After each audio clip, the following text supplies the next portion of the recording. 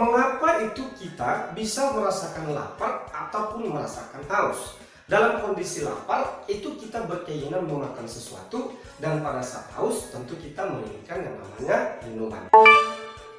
Jika kamu suka video ini, jangan lupa beri like dan subscribe. Jangan lupa tanda lonceng. Nah, pada saat kita lapar ya, dan kita melihat adanya makanan, itu kita terangsang atau tergiur untuk menyantap makanannya ya. Apalagi aroma makanan itu sangat segar di penciuman, dan warna makanan, tekstur makanan itu kelihatan lezat. Apa yang terjadi? Kamu pasti menyantapnya dengan lahap, bukan?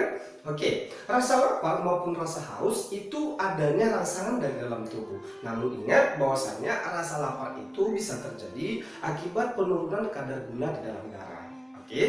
Untuk pertemuan hari ini kita akan membahas bagaimana konsep atau kerja organ-organ tubuh ya, sehingga kita dapat merespon segala sesuatu, baik yang dari dalam tubuh maupun dari luar tubuh. Oke, itu ada nanti yang disebut dengan sistem regulasi atau sistem koordinasi. Sistem regulasi atau pengaturan merupakan suatu sistem yang mengkoordinasi atau mengontrol kerja organ-organ tubuh agar tidak terjadi benturan ya, dan bekerja secara selaras. Nah, bahwasanya koordinasi atau regulasi ini nanti itu ada 3 sistem besar. Yang pertama melibatkan sistem saraf, kemudian sistem indera, dan sistem hormon. Di mana ketiga sistem ini bekerja saling berunut ya, saling bekerja sama dan saling berhubungan satu sama lain.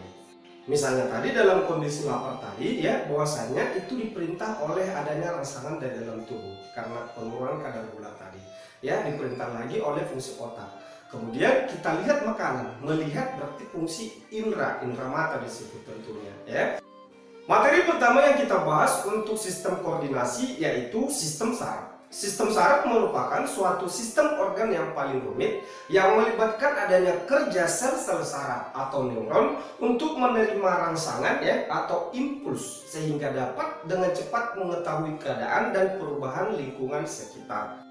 Nah, bahwasannya rangsangan atau impuls yang dimaksud nanti ada 2 macam, yaitu ada rangsangan yang datangnya dari luar tubuh atau disebut rangsangan eksternal seperti panas, dingin ya, kemudian cahaya, gravitasi, suhu dan sebagainya. Dan ada juga rangsangan yang datangnya dari dalam tubuh ya, disebut sebagai rangsangan internal seperti adanya rasa lapar, rasa haus ya, rasa sakit, nyeri. Nah, bahwasanya agar tercipta reaksi dari berbagai jenis rangsangan itu melibatkan 3 komponen utama, yaitu ada namanya reseptor, sistem saraf, dan ada efektor. Nah, bahwasanya reseptor merupakan organ yang menerima adanya rangsangan. Sebut saja itu adalah alat indera. Alat indera ada 5 ya, yaitu mata, hidung, telinga, lidah, dan kulit. Nah, sedangkan sistem saraf berarti sistem yang mengontrol ya, menerima, merespon, dan menghantarkan adanya impuls atau rangsangan ke organ yang menghendaki. Dan yang ketiga ada namanya itu efektor. Efektor adalah yang melakukan pesannya atau yang melakukan sumber rangsangan, yaitu misalkan adalah otot dan kelenjar. Fungsi sistem saraf adalah yang pertama penghubung antara tubuh dengan dunia luar melalui alat indera sebagai pengatur respon terhadap rangsangan atau impuls, mengatur dan mengendalikan kerja organ-organ tubuh sehingga dapat bekerja sesuai dengan fungsinya. Nah, bahwasanya untuk menginterpretasikan adanya berbagai jenis rangsangan ataupun impuls yang datang diterima oleh saraf ya, di dalam saraf itu nanti melibatkan 2 sel besar. Yang pertama ada namanya sel-sel saraf atau neuron yang berperan untuk merespon adanya rangsangan. Lalu yang kedua ada namanya sel glia atau disebut neuroglia yang berperan untuk menyediakan nutrisi bagi saraf dan membantu untuk mentransmisi yang namanya sinyal-sinyal. Yang pertama kita bahas adalah sel saraf atau neuron. Neuron merupakan unit struktural dan unit fungsional terkecil pada sistem saraf. Neuron ini memiliki panjang kurang lebih 39 inci. Nah, bahwasanya neuron memiliki kemampuan yang cukup kuat untuk menerima dan merespon adanya rangsangan atau impuls.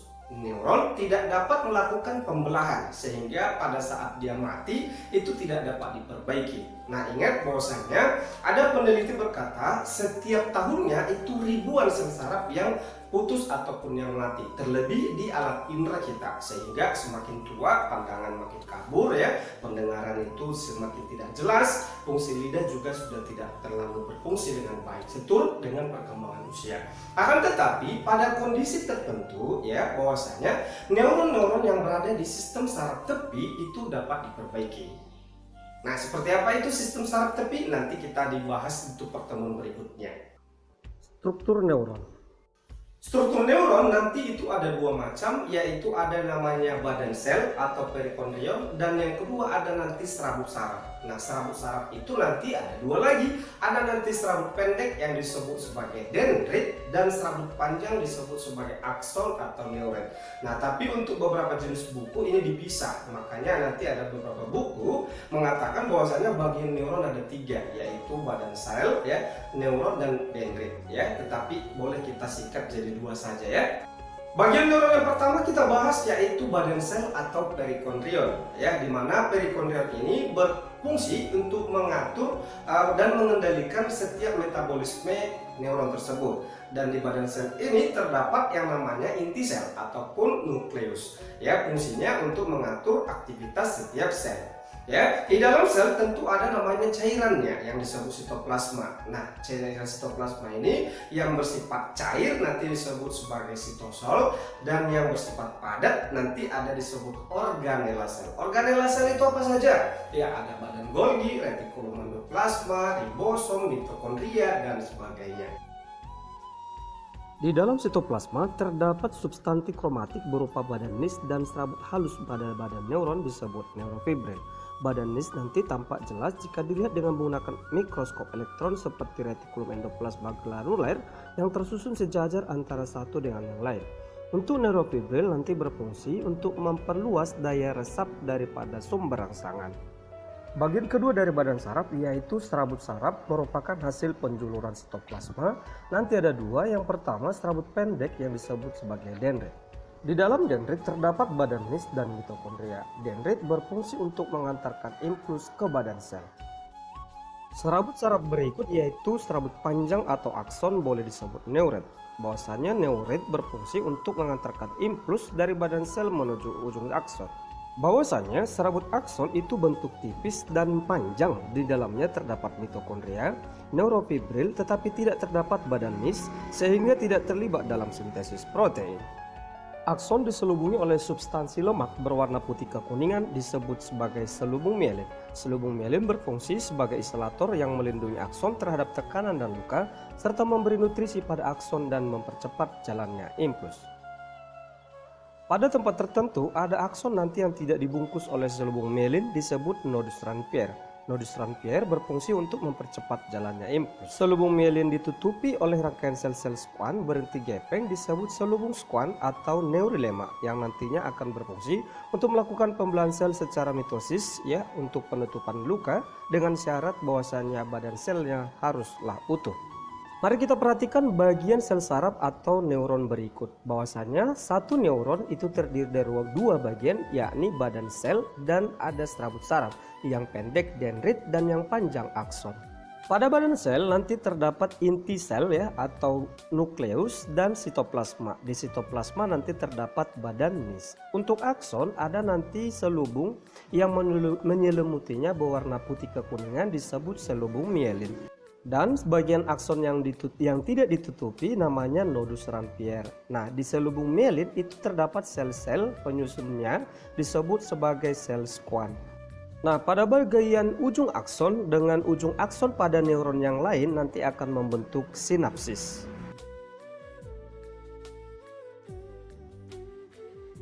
Macam-macam neuron. Macam-macam neuron itu nanti dibagi berdasarkan struktur dan berdasarkan fungsinya. Nah, berdasarkan struktur atau jumlah juluran sitoplasmanya, nanti neuron itu ada tiga bagian. Yang pertama neuron unipolar, neuron bipolar, dan neuron multipolar. Yang pertama, sel saraf atau neuron unipolar. Neuron unipolar yaitu neuron yang memiliki satu buah akson yang bercabang. Neuron unipolar hanya memiliki satu uluran yang timbul dari badan saraf. Misalnya neuron sensorik unipolar terdapat pada hewan tingkat rendah, yaitu pada embrio dan fotoreseptor mata. Kedua, sel saraf atau neuron bipolar. Neuron bipolar yaitu neuron yang memiliki satu akson dan satu dendrit. Neuron bipolar memiliki dua uluran yaitu akson dan dendrit. Badan selnya berbentuk lonjong dan ulurannya timbul dari dua ujung badan sel. Neuron ini terdapat pada retina mata, koklea di telinga, dan epitel olfaktori pada hidung. Ketiga, sel saraf atau neuron multipolar, yaitu neuron yang memiliki satu akson dan beberapa dendrit. Penyebaran neuron multipolar ini paling banyak terdapat di dalam tubuh dibandingkan dengan neuron unipolar ataupun bipolar. Contoh neuron multipolar yaitu neuron motorik yang keluar dari sumsum tulang belakang ataupun dari otak. Sedangkan berdasarkan fungsinya, neuron itu juga dibagi menjadi 3 bagian. Yang pertama, ada yang disebut sebagai neuron sensorik atau neuron aferen. Kedua, ada disebut sebagai neuron motorik atau neuron eferen. Ketiga, ada disebut sebagai neuron penghubung atau interneuron. Yang pertama yaitu neuron sensorik atau neuron aferen, berfungsi mengantarkan impuls dari organ sensor ke pusat saraf, baik otak maupun sumsum tulang belakang. Kedua, neuron motorik atau eferen, yakni berfungsi untuk menghantarkan impuls dari pusat saraf ke organ motorik berupa otot atau kelenjar. Dan yang ketiga, neuron konektor atau interneuron yang berfungsi menghubungkan satu neuron dengan neuron yang lain. Pada neuron konektor nanti ada berupa neuron adjustor, yakni penghubung neuron sensorik dengan neuron motorik.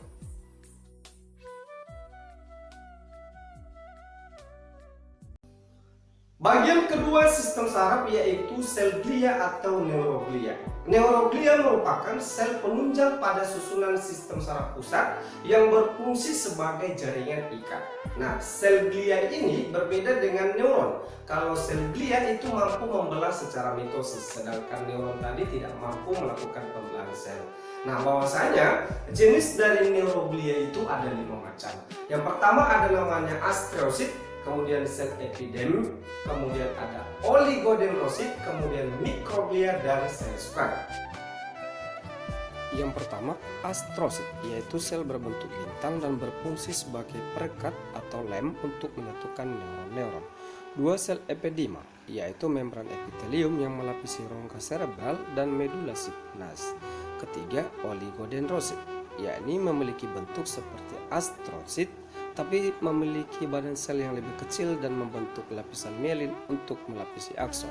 Keempat, mikroglia, suatu badan kecil yang bertindak sebagai fagosit dan pembentuk imun. 5, sel squam, yakni sel yang menyelimuti akson. Berikut ini adalah bagian neuron dan neuroglia. Untuk neuroglia nanti ada itu seperti badan sel saraf ya, itu namanya mikroglia ya, di luar badan saraf tersebut. Lalu berbentuk seperti bintang namanya astrosit. Kemudian ada yang tampak membulat dekat dendrit yang disebut sebagai oligodendrosit. Dan ada sel ependym itu di luar ya daripada neuron tersebut. Dan pembungkus daripada akson tersebut yaitu ada disebut sebagai sel squam. Begitu juga untuk neuroglia.